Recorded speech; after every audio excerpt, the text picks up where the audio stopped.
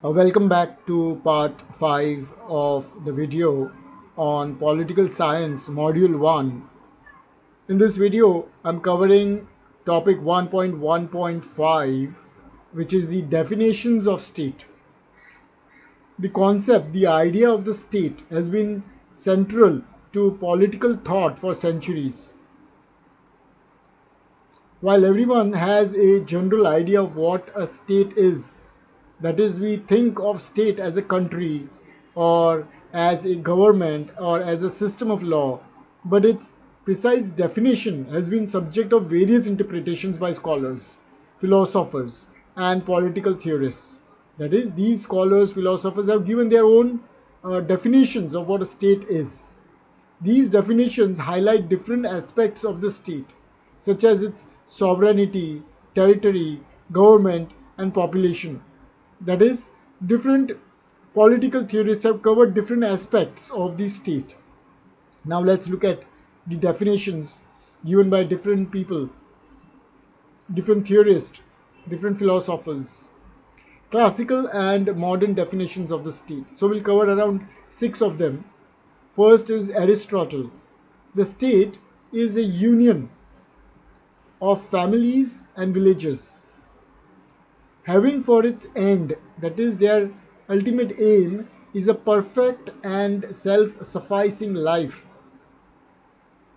Aristotle saw the state as a natural development from smaller social units, that is, families and villages, societies.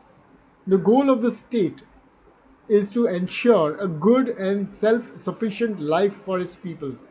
That is, they should have food, clothing, shelter. This is the goal of the state as far as Aristotle was concerned. And the state is formed by the union of families, that is, coming together of families, villages, societies. They form the state. Next is Jean Bodin. Jean Bodin said, the state is the supreme power, has the supreme power over its citizens and subjects, unrestrained by law. These are the key words. Bodin emphasized sovereignty, the idea that the state has absolute power to make and enforce laws. He said that the state is the supreme power over citizens and subjects, different subjects, unrestrained by law. That is, it has the power to make and enforce laws. Next is Woodrow Wilson. He said, the state is a people organized for law within a defined territory. The state is a people organized for law within a definite territory, which means that the legal and territorial aspects of the state is focused on. The focus is on the legal and territorial aspects of the state. It emphasizes organization, law, and fixed borders.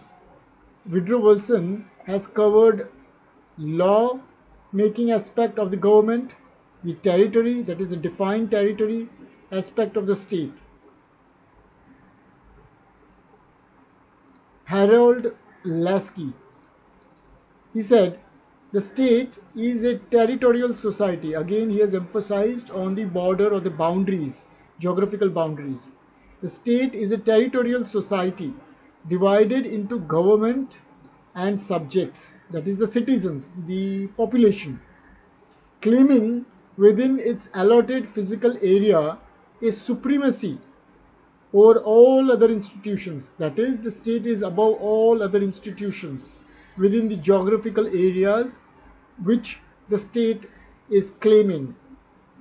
Lasky highlights the territorial nature, the relationship between government and people, and the state's supremacy over other organizations. Max Weber.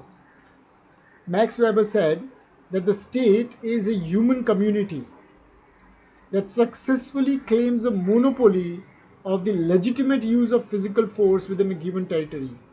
That is, the human community is a state, and this human community, which is basically a government, has the monopoly of using physical force, but within the legal boundaries, within the legal limits, and within a given territory.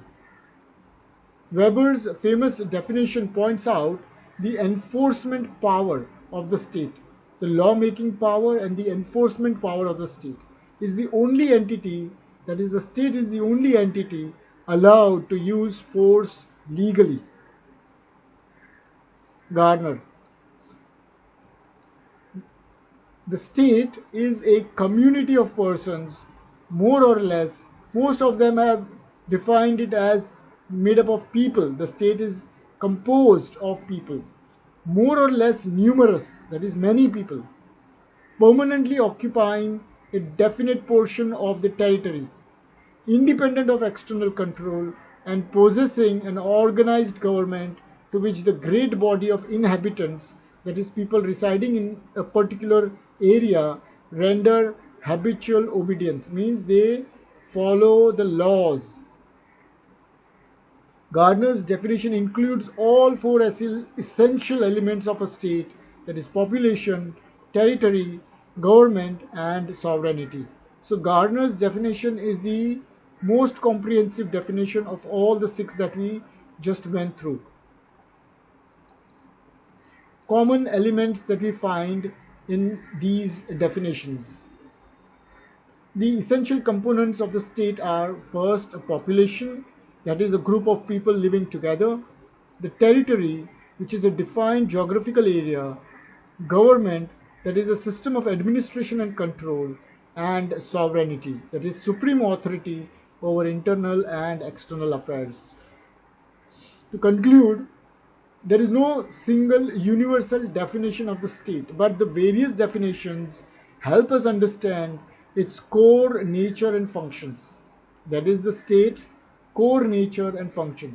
Whether viewed as a moral community, Aristotle defined state as a moral community; a legal authority by Wilson; or a sovereign power by Bodin and Weber, the state remains the most powerful and central political institution in modern society. These definitions give us a deeper appreciation of how the state organizes society, maintains order, and represents its people.